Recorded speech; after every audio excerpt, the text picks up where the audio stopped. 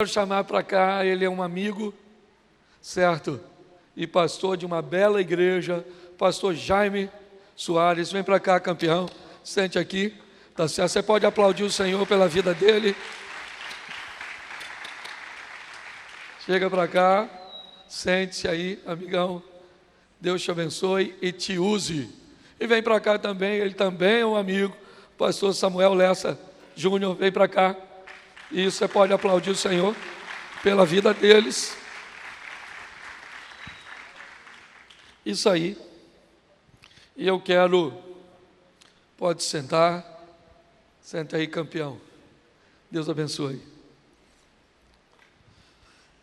Bom, primeiro eu quero pedir uma apresentação de vocês. Eu quero que vocês digam, primeiro, pastor Jaime, a idade, há quanto tempo você está no ministério, onde é a igreja matriz, e se tem congregações, quantas são? Não precisa dizer onde são, mas quantas são. Então, idade, ok? O tempo de ministério, a matriz e quantas congregações. E pode cumprimentar aí, o povo fica à vontade.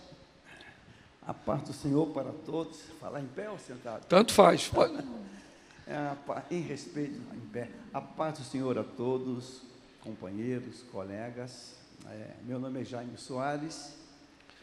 Sou casado há 49 anos, com a mesma esposa, pai de 3 filhos, avô de 6 netos e pastoreio uma igreja em Bom Sucesso, na rua Frei Jaboatão 44, da qual eu sou o 3º pastor. Essa igreja está caminhando para 70 anos, 65 anos de autonomia do campo de São Cristóvão. Nós éramos uma congregação do campo de São Cristóvão, que era a nossa igreja mãe. Em 74, eu fui criado na igreja, mas acabei desviando, indo para o mundo, e no mundo virei hippie, maconheiro, e aprontei bastante. Em 74, Deus me trouxe novamente, me puxou com mão forte, e eu caí de cabeça na igreja, numa dedicação intensa, e ali fui crescendo dentro da igreja, não é? Jovem, líder de juventude, de adolescente, professor de EBD, auxiliar de trabalho, evangelista, fazendo programa de rádio na 93, e o pastor que eu sucedi, ele foi promovido à glória, a igreja fez uma eleição e nos elegeram pastor no ano de 97. Então estamos na presidência da igreja de 97 até o dia de hoje. A igreja tem experimentado um grande crescimento, posso falar isso com muito temor e tremor.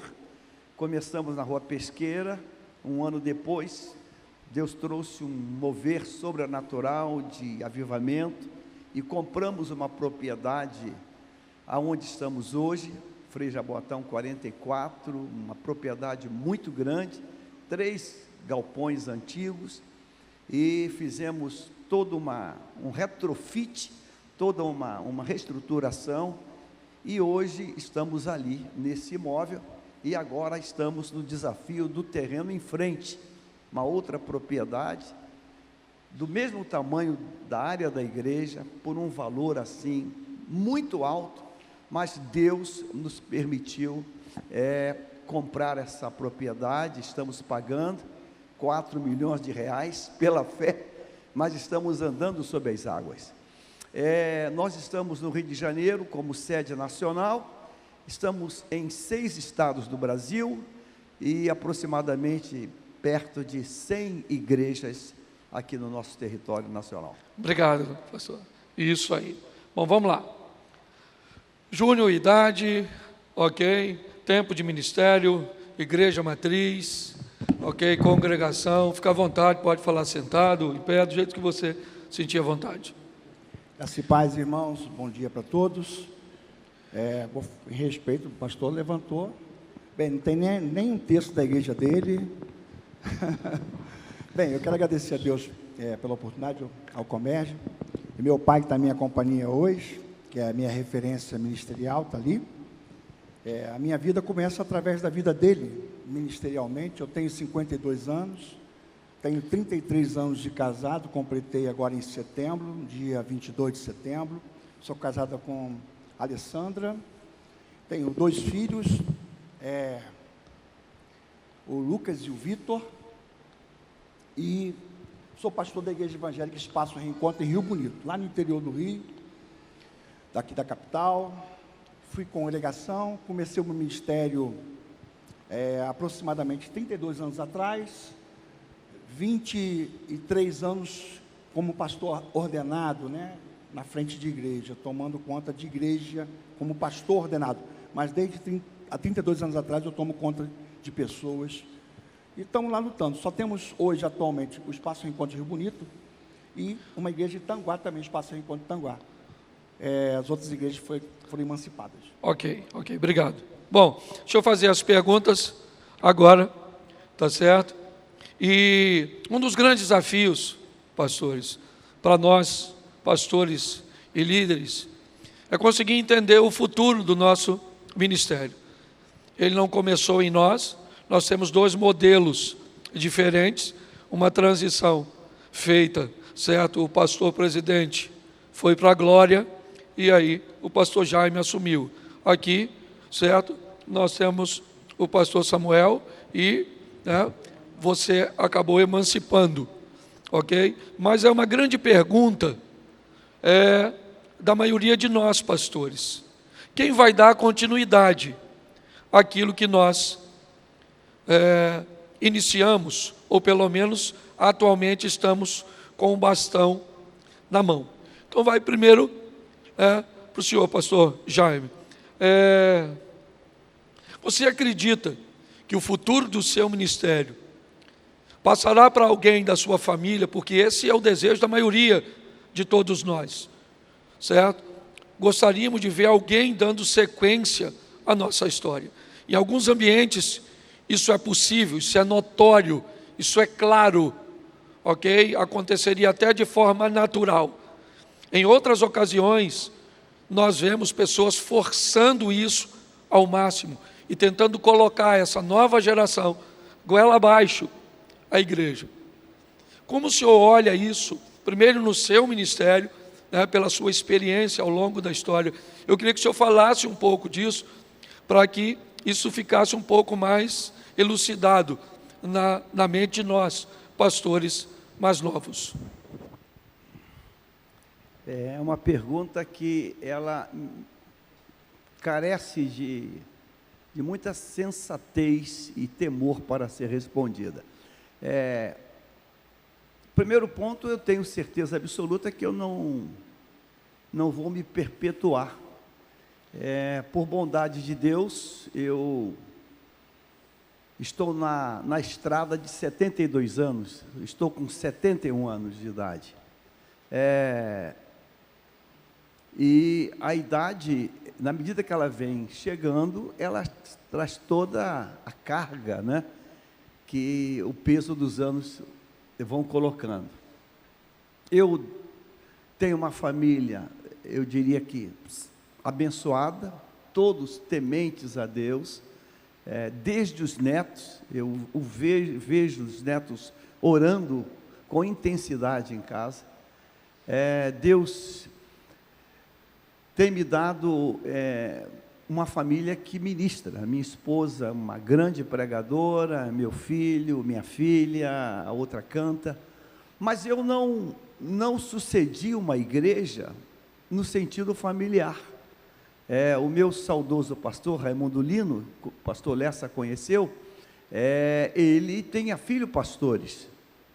E a sucessão não foi uma sucessão de DNA.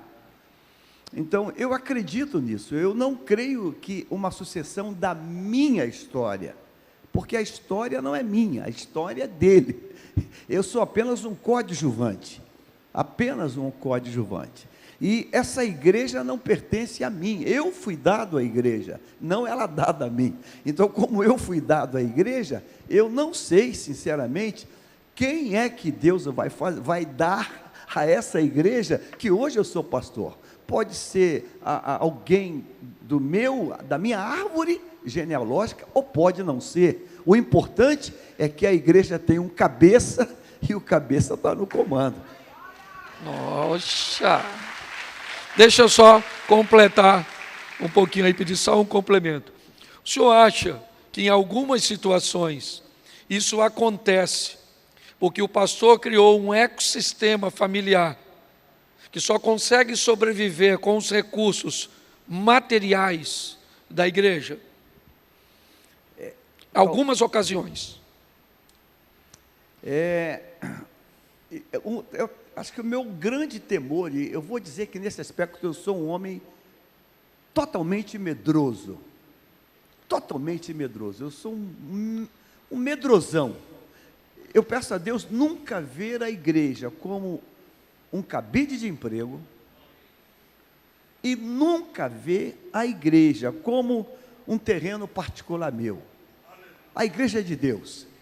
Então eu quero sempre entrar e sair de cabeça erguida, vendo ela como algo de Deus.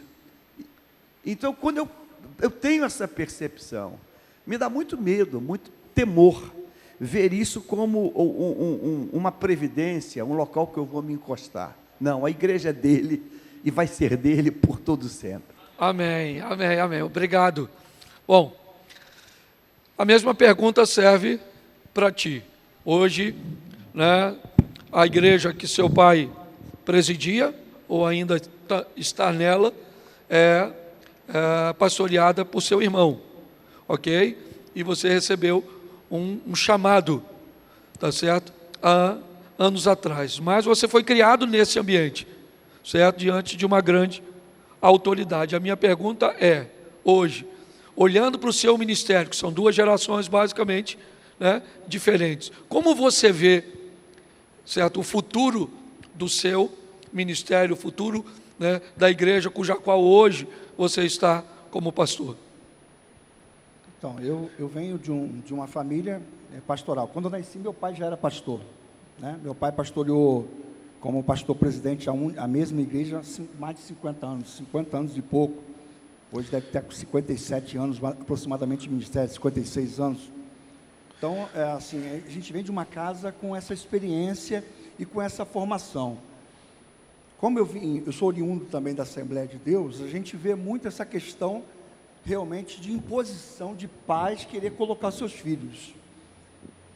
Existia um projeto e uma expectativa, porque desde a minha infância sempre recebi uma palavra profética que eu ia ser pastor de rebanho. Mas eu, ao passar dos anos, mesmo trabalhando, sendo fiel ao meu pastor, ajudando no que eu podia, mesmo sendo meu pai, tive a oportunidade de ser vice-presidente dele, e tudo se encaminhava para eu ser pastor dessa igreja, a Assembleia de Deus de Rio Bonito, com quase 100 anos de história.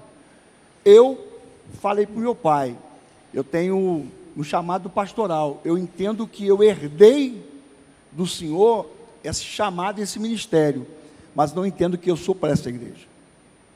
Eu abri mão por entender, e ele veio compreender que não era o meu caso. Meu irmão também estava fora.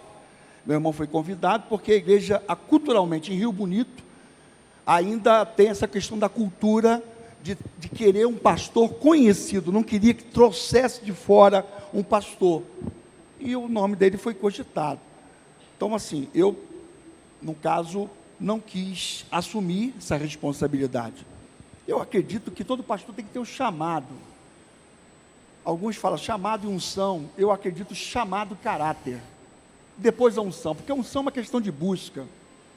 Então, o meu chamado, realmente, eu me espelhei no meu pai. Mas, para o futuro, eu não sei. Tem promessas sobre a vida do meu filho, mas ele, até hoje, não exerce ministério de altar, nada disso. Ele tem um coração dele muito voltado para Deus, mas não tem esse propósito. Eu acredito que eu vi, no meu caso, que tinha uma performance um pouco diferente de ministração, de louvor, de uma questão de cultura de igreja, de liturgia, eu vi muitos pastores que me antecederam, até porque eu frequentava a convenção com meu pai, né? Foi presidente 3 vezes de convenção de pastores, e eu vi muitos pastores dando errado, porque o pai empurrou o filho de qualquer maneira. Então, eu vi muitos pastores vendo o ministério dos seus pais caindo e afundando. Por eu entender que o meu ministério não tinha esse perfil de congregações, de igrejas, eu falei com ele assim, na época: pai, o meu ministério é diferente, é meio doido, é diferente dessa proposta. Eu não quero destruir o que vocês construíram ao longo de uma história, então eu não tenho esse perfil. E ele entendeu bem. Passou-se anos e meu irmão voltou para assumir, era meu vice-presidente, trabalhava comigo, foi eu que formei pastor, e voltou para assumir por uma proposta de alguns pastores de casa, pedindo para que viesse ou eu ou o meu irmão, para continuar a obra lá do meu pai e possivelmente assumir. Mas eu não quis. Tá? Ok, bem legal. Bom, agora deixa eu mudar um pouquinho o ângulo para um ângulo familiar. Um dos grandes desafios também, de grande parte de nós, pastores e líderes, é conseguir conciliar, certo, a visão da igreja e o que acontece nela, com a visão da nossa casa, com esposa e filhos. Muitas vezes temos divergências de opiniões em maneiras de corrigir, entre o que toleramos ou não. Às vezes o pastor tolera uma coisa com o coração pastoral, mas a esposa não tem o coração pastoral, né? Ou às vezes ela é diferente dele. E muitas vezes, certo? A nossa própria igreja acaba frustrando em algum momento o coração de nossa esposa, ou de nossos filhos, ou do marido, dependendo, né, do ministério da esposa. E aí é o seguinte: como gerenciar essas expectativas, pastor Jaime? Como gerenciar essas expectativas de nossa família? Muitas vezes que nós, líderes, não conseguimos corresponder, agir naquela hora com aquela severidade, fazer alguma mudança que às vezes pode estar numa geração mais nova, como ele citou aqui, mas que ainda não cabe no ministério mais antigo. Mas apesar de não conseguir implantar a visão, nós não podemos perder nosso filho, certo? Eu vejo muitas vezes esposas de pastores não querem ir mais às próprias igrejas, porque acabam enfrentando esse confronto. É alguém que falou mal do pastor e ela sabe, isso chega nela, e nós não temos como agir muitas vezes, até porque não temos prova, ou temos, mas temos o coração pastoral. Muitos pastores aqui acabam enfrentando isso. Expectativas de nossos filhos em torno do nosso ministério, de nossas esposas. Fale um pouco sobre isso para nós. Talvez seja esse o aspecto mais complicado, difícil numa carreira ministerial. Deixe-me abrir um parêntese e dar um testemunho que pode ser que abençoe os colegas que aqui estão. Antes da sucessão acontecer em bom sucesso, há uma guerra política muito grande, uma disputa pela cadeira da antiga igreja pesqueira, uma disputa assim de nível de Congresso de Brasília. E naquele tempo eu era empresário altamente bem-sucedido, e eu decidi não participar daquela disputa, daquela briga, e eu me mudei para Niterói. Fui morar, nunca havia morado em Niterói, fui morar em Caraí. Eu morava numa casa de 3 andares e peguei um apartamento de 2 quartos e me mudei para um apartamento de 2 quartos, de talvez 60 metros quadrados, porque eu queria fugir daquela luta. Deixei a mobília em casa que não cabia no apartamento, e lá, em Niterói, Caraí, eu fui visitar o centro evangelístico de Caraí, na época pastoreado pelo pastor Custódio Rangel, eu tinha uma empresa e eu fornecia para a Plastigel, que era a empresa da família dele, dos filhos. E visitando a igreja, me deram a oportunidade, falei num culto de quinta-feira, e, que benção, você está onde? Eu falei, não, estou morando aqui, cara, pode pregar domingo? Posso. Aí voltei para pregar no domingo, na outra semana, dormi, acordei e virei co-pastor do Centro Evangelístico, membro de Bom Sucesso, né? Sentei com ele e falei, pastor, eu sou de Bom Sucesso, sou membro em Bom Sucesso, estou morando aqui, como a coisa está meio tensa lá, porque havia uma disputa, vai ser minha caverna aqui de Adulão, eu vou ficar por aqui, mas eu continuo dizimando lá, toda Santa Ceia eu vou estar lá, nos outros dias eu estou aqui à disposição da igreja. Fui virando líder de pastor da juventude, e não sei o quê, diretor do culto de quinta-feira, muito bem. Isso se passaram 4 anos. Um belo dia, Deus disse para mim, volta para Bom Sucesso. Como voltar para Bom Sucesso? Para Pesqueira, se a minha esposa era do louvor, do SEI, de Caraí, meu filho tecladista, a minha filha envolvida nos pequenos grupos, e eu falei, Deus, eu vou obedecer a tua voz. Pastor Custódio querendo plantar uma igreja na Barra para que eu fosse pastor, eu falei, pastor, Deus mandou eu voltar para a minha igreja de origem. Reuni a família e os filhos completamente mergulhados dentro da igreja do Centro Evangelístico. A minha esposa falou, se Deus falou contigo, nós somos um, eu vou contigo. E os filhos iam ficar. Então, todo domingo era uma dor no coração. Eu morava em Caraí, entrava no carro com a esposa, botava os filhos, deixava no Centro Evangelístico, ali na entrada do túnel que vai para São Francisco, e vinha para Bom Sucesso sozinho, eu e ela. Isso toda semana, toda semana. E meus filhos falaram, pai, Deus falou contigo, não falou comigo. Então, eu faço parte do SEI. Amém. Queridos, amados, eu frequentava a casa de Custódio Rangel toda semana, fazendo sauna com ele. O que o pastor faz numa hora dessa? É o quarto de guerra, é o quarto de oração. E eu comecei a orar, Deus, se tu me mandou para Bom Sucesso, e tu me disse que eu vou ser pastor, não vai ter condição eu ser pastor de Bom Sucesso, e com uma família dividida. A família é um núcleo único. Um belo dia, quando entraram no carro, e eu fiz a virada da Pereira da Silva para ir para o Centro Evangelístico, eles falaram, não pai, vamos para Bom Sucesso hoje. Eu falei, mas você não toca, não ministra? Não, mas hoje a gente vai para Bom Sucesso. E este hoje está até hoje vindo. Então, como fazer isso? Pedindo muita misericórdia a Deus. Muita misericórdia a Deus. Já teve momentos que você vai ter que tomar uma decisão que vai doer o teu coração. Vai doer o teu coração. E eu vou dar aqui um testemunho para algum colega aqui. Ouvir não apenas a voz de Deus, ouvir a voz da esposa também. Nós plantamos uma igreja na Barra da Tijuca. Temos uma igreja na Barra, junto da praia, ao lado ali do Hotel Windsor. A igreja da Barra frequenta pessoas do mundo artístico, né, futebol e etc. Começou a frequentar na igreja e eu virei o dirigente de Bom Sucesso e da Barra, porque como a igreja é em Bom Sucesso e eu moro lá, então eu fiz o culto lá, quarta e domingo, começando às 8 da noite. Então eu pregava em Bom Sucesso, terminava de pregar, chegava no final do louvor da Barra e pregava na Barra.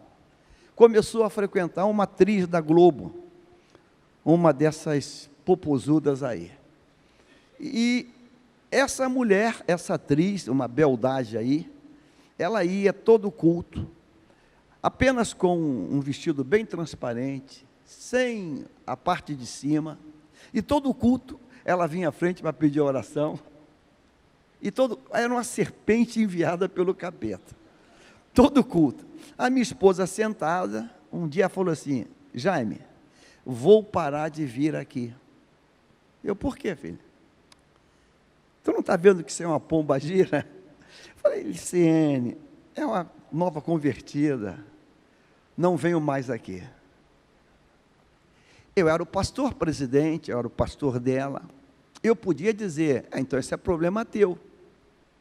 Eu decidi abrir mão de continuar indo para a Barra, para ficar com a minha esposa. Eu tenho 49 anos vivendo com essa minha amada esposa. Então, eu não ia colocar em risco, não que ela tivesse em si, eu era quase que um pai para aquela atriz. Eu estou com 71 anos, ela deve ter uns 40 anos, mas é uma mulher de pipa voada. E todo culto lá vem ela lá, seminua. Ah, pastor, ora por mim, ora por mim, ora por mim, ora por mim. Aquilo incomodou minha esposa. E entre bater o pé e dizer, você não está muito crente? E dizer, eu estou contigo. Se você não vem, nem eu venho também. Botei outro pastor, até que aquela pombagira sumiu da igreja. Então, eu estou falando isso, que não há púlpito, não tem sucesso ministerial, se você está com a casa rachada. E a pregação, ela não começa quando você abre a Bíblia. A pregação começa quando tem uma união perfeita na cama, na cozinha, na sala da tua casa. Então, cuidado com a relação familiar. Bom, gente, não é muito correto o que eu vou fazer agora, não. Mas eu não vou deixar passar. Eu queria saber aqui, quantos pastores e líderes já ouviram de suas esposas ou do seu cônjuge, eu não vou mais na igreja. Não quero saber o motivo, eu só queria que você levantasse a mão assim, junto comigo. Pouca gente.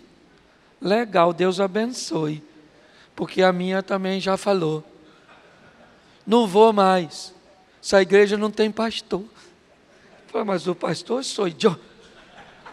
Tá certo? É só para mostrar que, né, você viu aí o grupo que levantou a mão. É lógico que não vai acontecer com todos, mas também não acontece só com você. Pastor Cláudio, às vezes o que acontece, nós somos o anjo da igreja, mas a mulher, às vezes, ela tem uma percepção que nós não estamos tendo. Há um demônio para tentar enredar. E a mulher, ela tem uma sensibilidade que ela olha para aquela pessoa e vê que não é uma ovelhinha carente, não. Ela está com segundas intenções. E ela vai falar, olha, essa irmã aí, ela está com segundas intenções. Ela percebe isso. E se você bater de frente com a tua esposa, tu vai rachar o altar. Esteja certo disso. Tá bom. Vale aí a dica. Tá certo? Cuidado com as irmãs. Até não, isso é sério. O profeta Isaías diz que haverá 7 mulheres, não é isso? No capítulo 4, não é isso? 7 mulheres para um homem, e a mulher vai estar perguntando, a mulher vai falar, ó, não preciso do seu dinheiro, do seu carro, da sua casa, não preciso de nada. Só estou precisando de um homem. Então nós estamos pertinho disso. Cada dia que passa é menos homem. Certo? E os que têm estão abichalhando, né? Deixa eu reposicionar a fala, para não receber nenhuma repreensão. Na verdade, todas as vezes que um homem caminha para o outro lado, abaixo é dupla. Porque além dele ir, ele ainda leva outro. Então, vou falar para você. E outra coisa, cargo de mulher de pastor virou altamente cobiçado. Então, vida sexual de pastor também é igual o carnê do baú.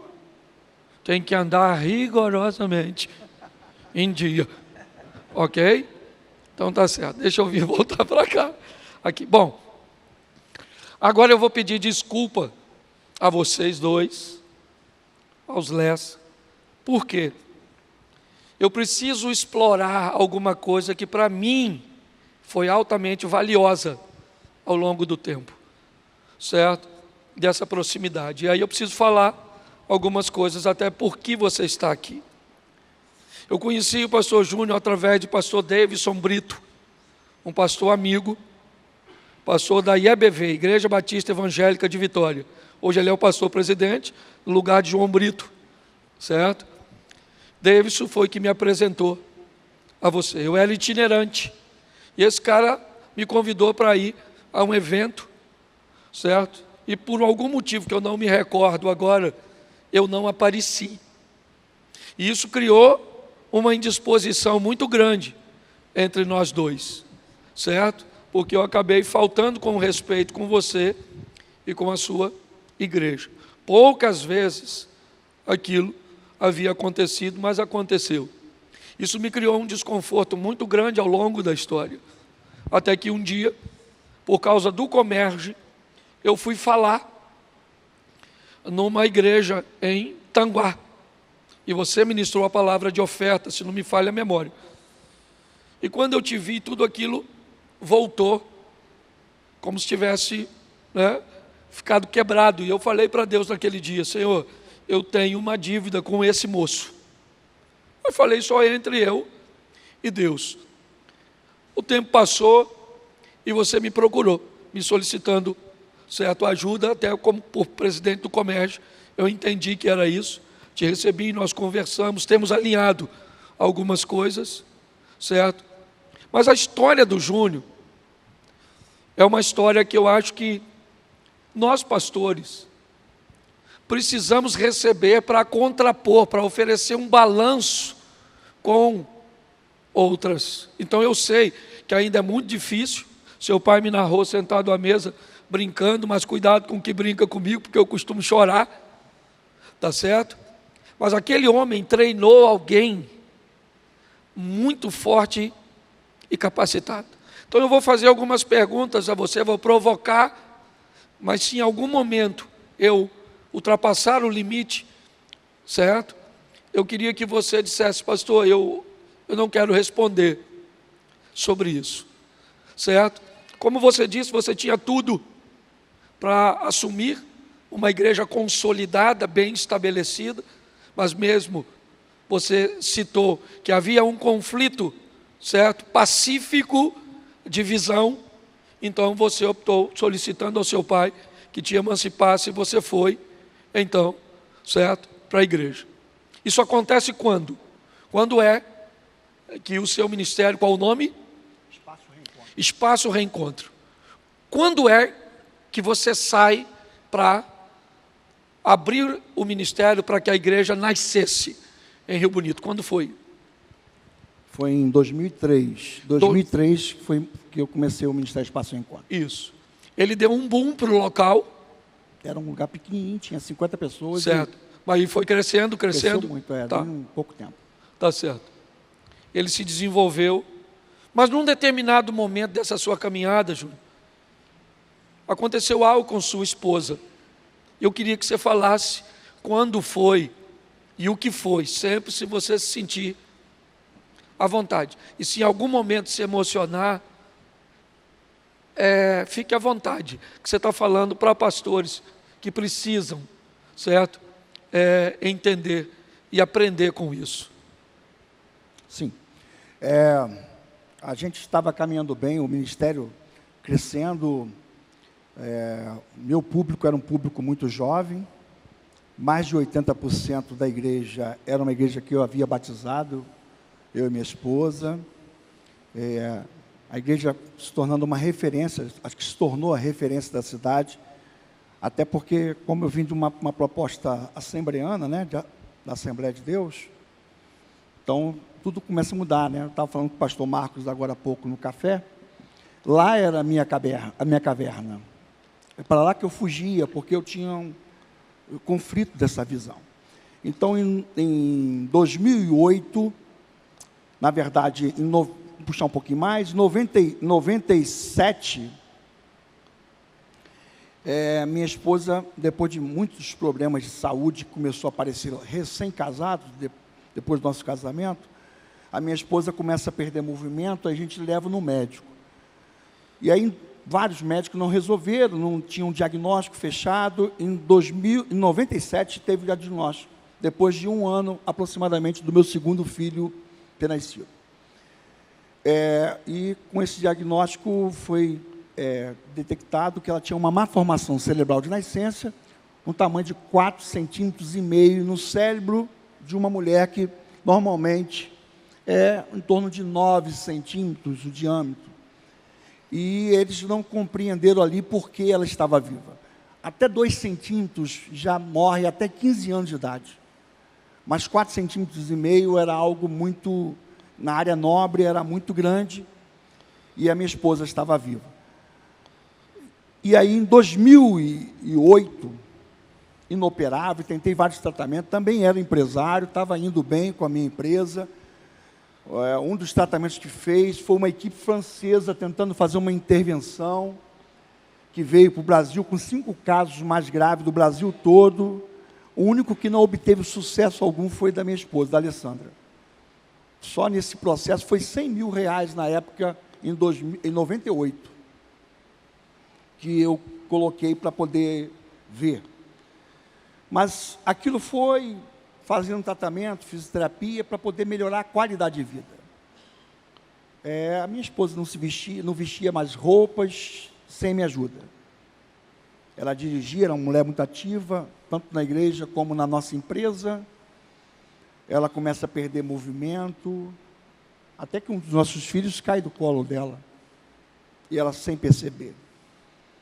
E nessa perda de movimentos, chega um momento que ela não conseguia colocar uma roupa íntima. E aí eu comecei a ficar mais em casa, abandonar um pouco mais a empresa, porque eu resolvi priorizar minha família, priorizar os meus filhos, levá-los na escola e buscar, reuniões, porque ela já não andava direito. Teve alguma melhora por um período, a igreja começa, toda essa evolução. Em 2008, ela dava aquilo que o médico falou que poderia acontecer, que seria um aneurisma muito grave. E ela chegou em coma 4 no hospital. Coma 3 é morte cerebral, coma 4 foi o estado que ela chegou. Foi transferida, ficou quase 90 dias de CTI, alguns dias no quarto, voltou para casa. E quando a minha esposa volta, nesse período, morre quase todo dia. E eu todos os dias estava lá no hospital, em São Gonçalo, visitando ela. E cuidando dos meus filhos, né? Quantos filhos? 2 filhos. E nesse inteirinho aí, ela quando volta para casa, pastor, ela volta com a memória passada embaralhada, a memória recente de fixação, totalmente perdida. Então, a minha esposa não lembrava de mim. Na primeira noite que nós fomos dormir na nossa cama, eu acordei de madrugada todo arranhado, porque ela pensava que era um homem estranho que estava ali.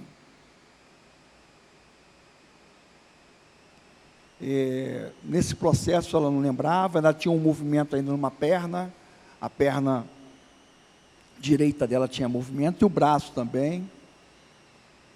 Aí eu comecei a ter uma cuidadora para cuidar dela, e todos os dias tinha que lembrar ela que ela era minha esposa, e que nós éramos casados, e que nós tínhamos 2 filhos, porque ela não lembrava muito bem. E todos os dias eu ia fazendo isso, todos os dias, e às vezes várias vezes no dia. Essa questão foi passando, e foi muito difícil. Eu estava no púlpito pregando, uma igreja ainda muito jovem, poucos pastores, muito cheia, né? Já indo para 2 cultos à noite, mais o que tinha de manhã.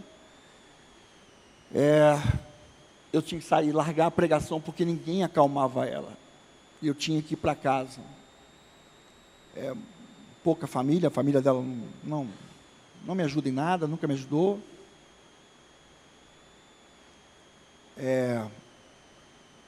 E eu descia chorando do púlpito, né? Você está ali, várias pessoas estão te ouvindo a mensagem, você sabe que aquela noite, que a minha paixão são vidas, ganhar pessoas para Cristo, sempre foi, eu sempre tive um perfil evangelístico, mais evangelístico. E aquela igreja sentindo muito, porque a Alessandra já era aquela pastora do apacentamento, do cuidado, de cuidar, muito humilde, muito simples no trato com as pessoas. E eu tinha que confortar os meus filhos para entender como a mãe estava. A igreja, ao mesmo tempo, sem perder a minha maior ajudadora. Então, assim, foi um período muito difícil. Uma vez ela até me deu um pontapé, quebrei duas costelas foram fraturadas, porque ela tinha força em uma perna, porque ela não me reconhecia. Ora ela me chamava de pai, ora me chamava de irmão, ora me chamava de menino, porque o cérebro dela voltava à infância. E ora me chamava de momote, como nós chamamos um ao outro. João, desculpe o que eu vou perguntar agora, mas como eu disse, é proposital. Qual foi a última vez que você conseguiu ter um contato íntimo com sua esposa? Bem, a minha esposa passou mal em 23 de setembro de 2008. Dia 22 de setembro, eu completei 18 anos de casado. Foi o último momento que eu tive contato com uma mulher em sexo. Então, de 2008 até agora, não tenho tido contato nenhum, nunca tive nem conversa. Tá. Bom, mas estou subindo pela parede, mas Deus é bom. Me conta o que aconteceu com seu filho, me narra esse episódio, por favor. Então, a igreja, ela tinha uma pegada muito jovem, né? Aí, num dos congressos jovens, e eu estava com o Lucas, que é o mais velho. Lucas era um menino, assim, encantador, né? Um menino, além de bonito, um menino apaixonado, o meu maior ganhador de vidas na igreja. Na hora do apelo, na hora que chamava, ele buscava jovens, pessoas. Tem vários pastores hoje, alguns que não estão no nosso ministério mais, que são pastores hoje, que foi meu filho que ganhou, meu filho que convidou, meu filho que levou para a igreja. E meu filho era apaixonado por missões, apaixonado por tudo.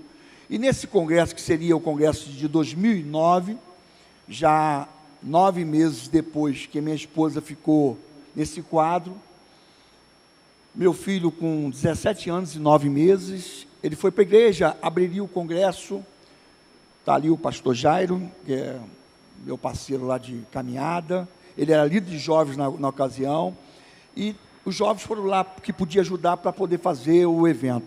O pastor Antônio Cirilo, que estaria ministrando nesse evento, a banda já estava toda lá, o pastor Cirilo e a banda estavam todos lá no hotel, mas os técnicos dele, a banda de músicos, foram lá fazer uma mexida no som. E nessa aí, meu filho,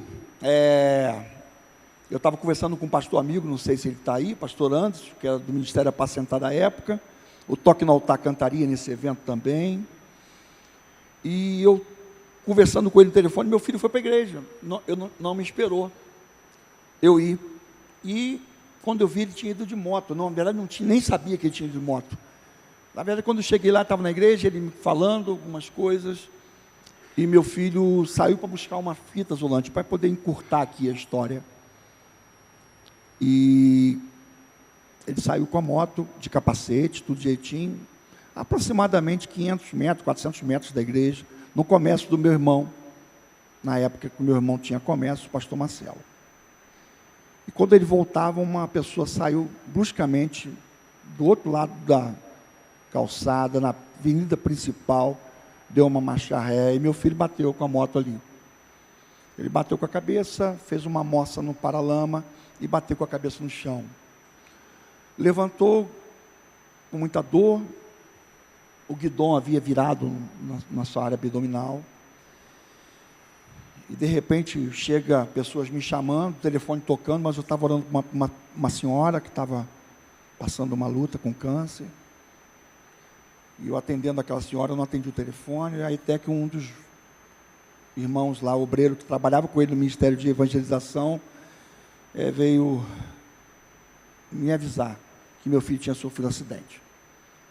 Na hora que ele bateu, não parecia uma coisa normal, quando estou chegando, estou vendo meu filho em cima de um carro, de um saveiro em cima de uma tábua, que fizeram como uma maca para poder levar ele para o hospital. Ele chegou a levantar, pediu que ligasse para mim, não ligasse para casa, ou ligasse para o avô dele, está ali. Na época, meu pai era presidente de convenção, estava até aqui no Rio, em Bom Sucesso. E aí, fomos aquela correria. Quando eu chego no hospital, meu filho já é levado direto para a UI, né, que lá não tinha CTI. E eu não estava entendendo nada, mas quando a gente entra na rua que vai para o hospital lá, uma rua principal lá, eu estava orando para o meu filho e falei: Deus, cuida do meu filho, guarda o Lucas, guarda a vida dele, Senhor, não deixa que mal nenhum aconteça com ele. E aí eu ouvi a primeira voz do Senhor, com toda clareza: filho, vou levá-lo. E aí, é claro, eu começo uma luta com Deus ali, e eu falei: não pode. Minha esposa está nesse quadro, não faça isso. E eu amava ver a paixão do meu filho, a alegria dele, o respeito que ele tinha na escola. Ele dava o seu horário de recreio, ele tinha pedido do diretor para poder pregar o evangelho, pastor Jaime. Ele tocava o seu violão, às vezes um rock, um reggae, para poder alcançar aqueles meninos lá. E agora eu vejo meu filho em cima da cama e Deus falando que vai levar, em cima de uma maca, e vai levar. E eu falei: Deus, não faça isso comigo, porque eu não vou suportar isso, não tenho como suportar essa perda, Senhor. Eu já perdi meu apoio natural pela minha esposa, não me tira esse apoio. O Vitor era muito pequeno ainda. E Deus falou novamente: você não entende, mas é necessário levá-lo. E aí eu continuo argumentando com Deus, né? Nessa questão de argumentar e falar com Deus sobre isso. Começa uma batalha, ele vai lá para a UI, com aquela correria, cai uma chuva imensa, uma tempestade. Estava vendo o congresso na época, foi em julho, isso, 30 de julho. Estava vendo o congresso Fogo para o Brasil. Meus colegas estavam todos lá, meus amigos. Eu ligo para um, ligo para outro, não consigo falar, para pedir ajuda de oração. Ligo para o meu pai, aí pedi um pastor que trouxesse ele, para ele não vir correndo, já andava correndo demais. Passou 4 horas, mais ou menos, e eu estava ali orando em línguas, e pedindo a Deus e cantando, porque a minha fuga na hora da dor sempre foi o altar, sempre foi a canção, onde começou o meu ministério. Aí eu fui até um banheiro, minha mãe estava lá no quarto particular que tinha sido disponibilizado, o hospital já estava muito cheio, a cidade tinha sido comunicado, pediu doação de sangue, ligamos, tinha vários pastores nessa hora, e a igreja se mobilizou. Foi a maior doação de sangue até hoje em Rio Bonito, foi naquele dia. Meu filho tomando várias bolsas de sangue, porque tinha tido um traumatismo craniano gravíssimo, estava em coma. E também baço, o fígado tinha explodido, baço, rim, tudo foi afetado, por causa do guidão da moto. Ele só tinha 2 raladinhos, um ralado no ombro e um raladinho no joelho. Meu filho sempre foi muito correto com as coisas. E Deus falando que ia levá-lo. Até que houve um silêncio, e nessa hora que eu fui no banheiro, eu cheguei lá no banheiro e, quando acabei de urinar, né, Deus falou: filho, desce, porque é agora que eu vou levá-lo. E ele estava no centro cirúrgico. Quando eu chego lá, estava meu pai já chorando por um lado, meus irmãos, e todos ali, prefeito, vereadores, deputados, que estavam lá presentes, pastores. E agora como é que fala com ele? O médico veio falar comigo, eu falei: doutor, meu filho morreu. E ele falou assim: não, calma, Júnior, calma. Lucas não está morto, mas a situação dele é bem grave.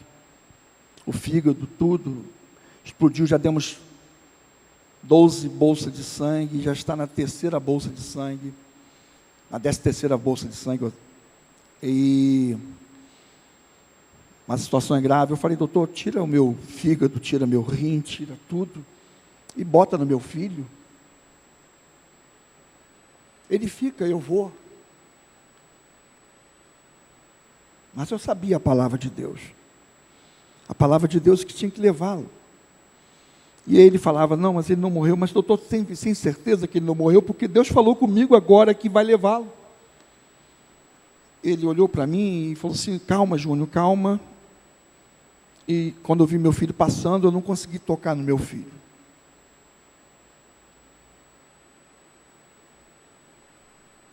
Eu era chamado todo momento para ir naquela UI, orar para os jovens que sofriam um acidente de moto, ou estava entre a vida e a morte. Mas eu não conseguia impor a mão dos meus filhos, no meu filho. E fomos para lá, e o hospital muito mobilizado, todos, a enfermaria, as pessoas saindo para ver, porque a minha família é muito conhecida, meu pai é o líder religioso mais antigo da cidade. Quando eu pedi, não, só quero orar pelo meu filho, quando eu entrei na UI, veio o presidente do hospital, veio um dos médicos, eu não sabia o que estava acontecendo, e quando eu ia tocar, que eu botei a mãozinha no pezinho dele, estava muito gelado, estava com assim, um semblante bom, sabe? Aí me tiraram.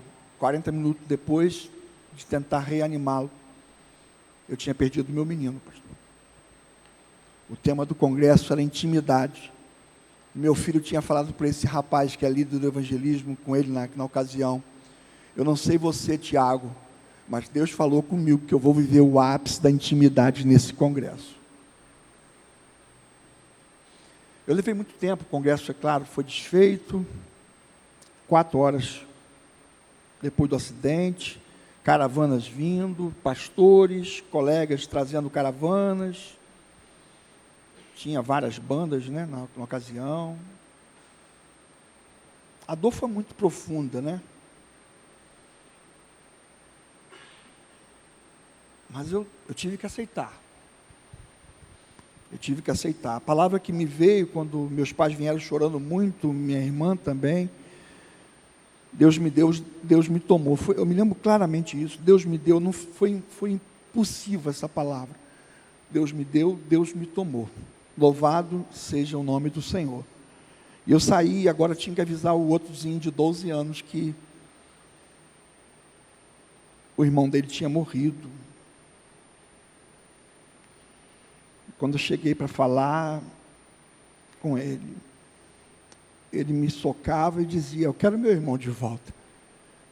Deus já deixou minha mãe em cima de uma cama. Por que Deus leva o meu irmão agora? Eu quero meu irmão de volta, pai, traz meu irmão de volta.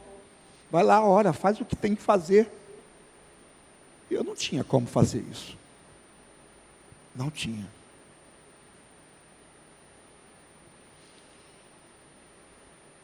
Depois eu tinha que avisar minha esposa, que ainda ela tinha nesse período já estava com um grau de maior conhecimento do filho, já estava mais adaptada. E quando eu chego em casa, ela me pergunta, Júnior, cadê Lucas? E minha irmã saiu, me chamou e falou, Júnior, ela sabe. Eu falei, quem contou para ela? Ninguém contou. A minha esposa sempre foi muito usada em sonho. E ela tinha sonhado que vinha um ladrão para roubá-la, e o ladrão, na hora que ia roubar ela, pegava uma faca e cortava a garganta dela, mas ela continuava viva. Mas cortava a garganta dela. E ela falou isso para minha mãe, para minha irmã e minha cunhada, minhas irmãs e minha cunhada. Ela sabe. E quando ela falou assim, ela perguntou, cadê Lucas? Aí eu falei, mas ela não sabe. Não, ela sabe. Porque ela falou assim, o que é para uma mãe pior do que a morte do seu filho? É como se cortar a garganta e o fôlego, parecer não ter mais fôlego, mas continuar vivo, mas parecer não ter mais fôlego de vida. Eu permaneço vivo, mas aonde está meu filho? E aí eu cheguei, contei para ela. Foi muito difícil. Aí,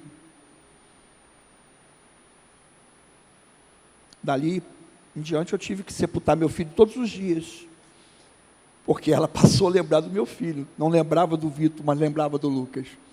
E eu entrava 3 vezes no quarto, 3, 4 vezes ela perguntava, e eu falava: Lucas está com a igreja. No início até foi mais tranquilo, mas depois não. Então eu sepultava meu filho várias vezes num dia, eu não conseguia me curar.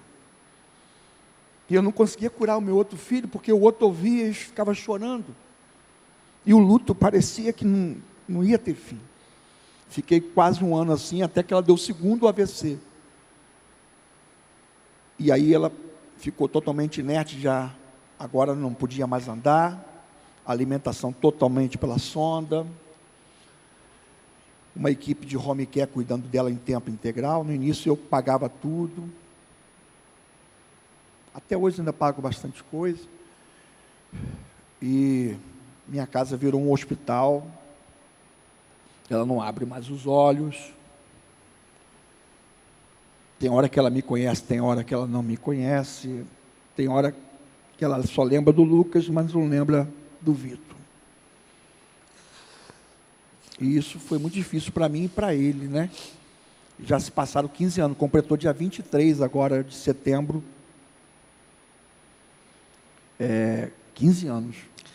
Bom, gente, eu vou ter que interromper, porque nosso tempo já praticamente expirou,